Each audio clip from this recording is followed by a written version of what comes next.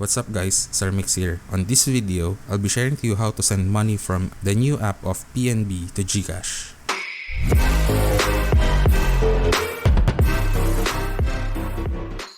Open the new app of PNB. Tap the Add Service button.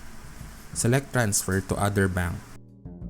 Now the Transfer to Other Bank button will be added on the home menu, and let's select that button. Scroll at the bottom and look for Gcash.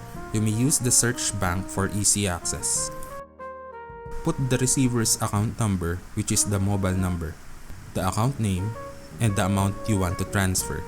Oh, by the way, as of June 18, 2021, there's a transfer fee of 10 peso. Once done, tap Continue. For confirmation, please see if the informations are correct and tap Continue.